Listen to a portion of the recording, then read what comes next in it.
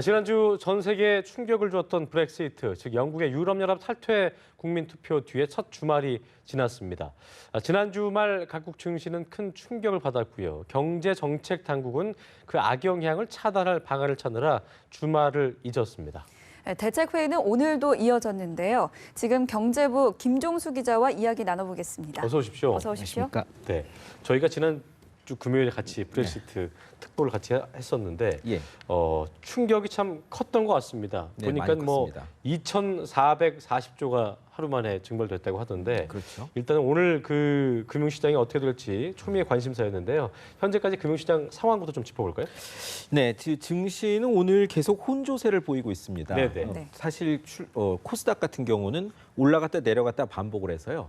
지금 강보합이었다고 제가 아까는 들어오기 직전까지 얘기를 했는데 지금 다시 약보합세인데요. 그랬군요. 예, 지금 전체적으로 코스닥이나 코스피나 모두 한 0.34% 정도의 하락세를 보이고 있습니다. 뭐 그 정도만 하더라도 지난 주말의 충격에 비하면 뭐 상당히 완화된 게 아니냐. 이런 생각이 지금 들고 있고요.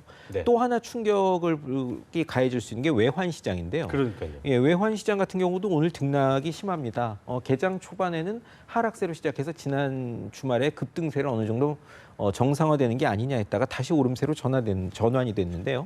지금 달러당 1,180원 후반대까지 갔다가 지금 현재 1,182원, 83원대로 오가고 있습니다. 그렇군요. 네. 어쨌든 뭐 김 기자 말대로 그 지난 주말 충격에 비해서는 그래도 조금 나아진 모습인 것 같은데요. 지난 주말에 제가 그 외국 시장들을 봤더니 뭐 이탈리아 지수 같은 경우는 보니까 뭐 12%가 빠지고 굉장히 충격적이었는데 외국 시장이 어땠습니까? 네, 지난 주말 아시다시피 세계 각국이 특히 미국하고 유럽 쪽 증시가 개표 결과가 나온 직후에 열리다 보니까 충격이 집중이 됐었는데요. 미국 다우 지수가 한 3.39% 정도 떨어졌고, 그 외 유럽 증시들 같은 경우는 좀 전에 말씀하신 대로 이탈리아 증시 같은 경우는 12%대, 또 프랑스 파리의 까크 40 지수가 한 8% 정도 떨어졌고, 엄청 빠졌군요. 독일 프랑크푸르트에서도 닥스 30 지수가 한 6.8% 정도의 낙폭을 보였습니다. 그 정도로 상당히 큰 충격이 있었는데. 주말이 지나고 오늘 열린, 물론 미국이나 유럽 증시는 아직 안 열렸습니다만 아시아 증시 사정이 우리 사정과 상당히 비슷합니다. 오전에만 하더라도 일본 니케이 225 지수가 1%대 상승 흐름을 보이더니 지금도 역시 1%대 중반대로 상승폭이 오히려 좀 더 커진 상태고요.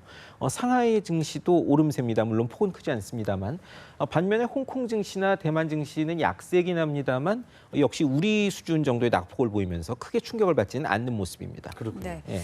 브렉시트에 대해서 지금 가장 큰 관심은 세계 경제 그리고 우리 국내 경제에 어떤 영향을 미치느냐 이거일 텐데요. 어떻게 보십니까? 네, 일단 가장 큰 충격이라면은 뭐 지난 주말 금요일에도 계속 말씀드렸지만은 파운드와 유로를 뒷받침하고 있는 시장이 그야말로 이혼을 하다 보니까 파운드와 유로화의 가치 하락은 불가피합니다. 그렇게 되면서 세계 증시나 금융시장에 확산된 불확실성 때문에 각종 자산들이 안전자산으로 이동을 하려는 심리가 크게 발생할 수밖에 없는데요. 안전자산이라고 하면 파운드나 유로 표시 자산을 제외한 자산들, 대표적인 게 미국 달러화 자산일 테고요. 그리고 많이 보도가 됐습니다만 일본 경제가 좋지 않음에도 불구하고 선진국 다른 화폐들 중에선 파운드 유로를 빼고 나면 일단 자산을 일부 배치할 수 있는 것이 엔화다 보니까 엔화 가치가 급등을 해서 지난 주말에 SNS 상에서는 아베 총리 모습을 가지고 4년 동안 조정한 걸 내려놨더니만 다시 4시간 만에 했다는 일까지 충격이 그런 쪽으로 엔화 가치가 올라가고요. 지금 금값도 상당히 강세를 보이고 있습니다. 국내 시장 물론이고 글로벌 시장에서도 모두 강세가 보이고 있는데요. 이거는 어디까지나 그쪽으로 파운드나 유로화에서 빠져나간 자산들이 그쪽으로 이동할 것이다. 소위 말하는 머니 무브가 일어날 것이다라는 전제를 깔고서 한 걸 나타난 현상들일 겁니다.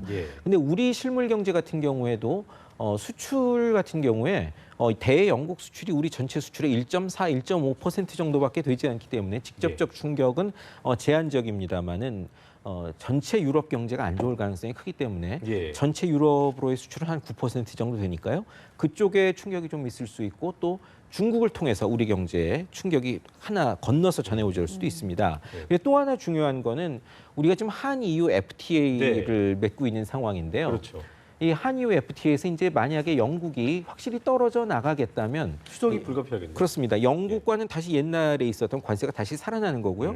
한영 FTA를 맺기 전까지는 관세, 비관세 장벽이 여전할 겁니다. 그리고 한EU FTA 자체도 영국을 포괄한 상태였기 때문에 그 부분의 수정도 불가피할 겁니다. 파운드화가 떨어져서 뭐 좀 좋을 것 같았지만 관세 붙으면 그보다 더 배보다 배꼽이 클 수 있다. 그렇습니다. 뭐 이런 얘기도 있더라고요. 자, 미국의 금리 인상도 그렇고 브렉시트도 그렇고 세계 어떤 경제를 좀 불안정하게 하는 요인이었는데요. 어쨌든 이게 그 일단은 뭐 브렉시트 때문에 미국 금리 인상은 조금 유연해 보인다는 예상은 있지만 어쨌든 여기다 불을 브렉시트가 지른 건 맞잖아요, 그렇죠? 예, 그렇습니다. 예.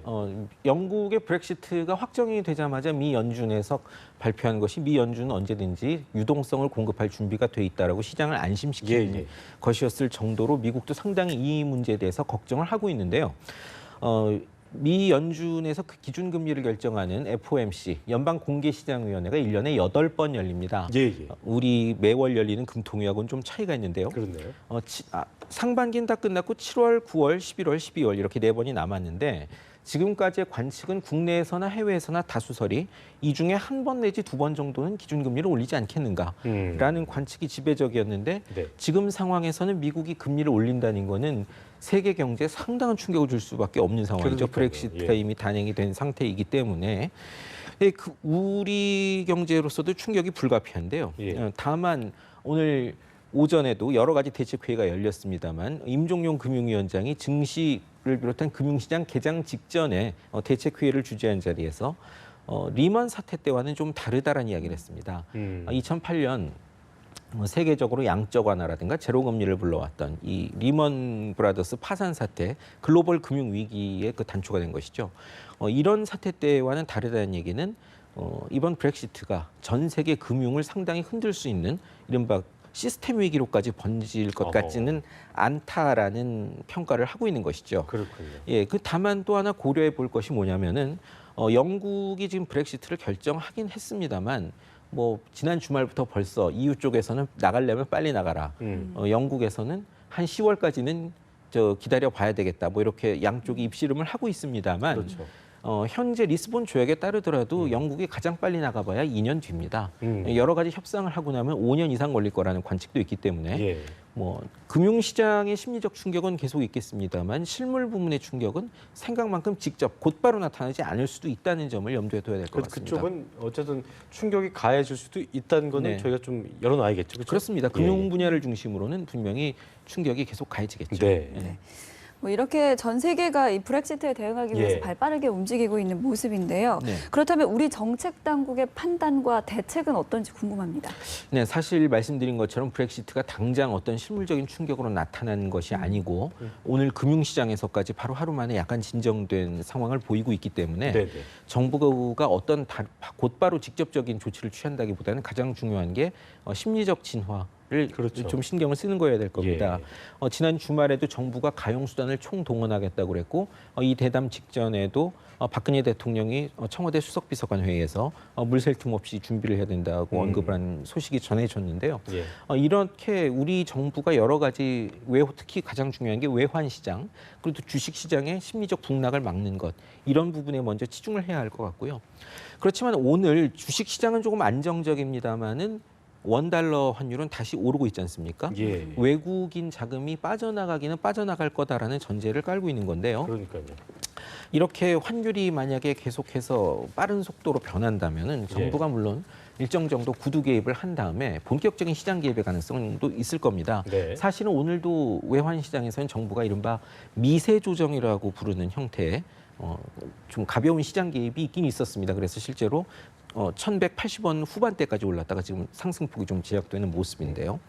그리고 또 하나 중요한 거는 실물 경제의 충격, 또 그리고 심리적 충격이 내수나 이런 부분을 위축시킬 수 있는 부분이 있기 때문에 정부가 내수를 부양하기 위해서 재정이라든가 공공자금을 동원한 대대적 부양을 해야 될 그런 상황이 더 불가피해졌습니다.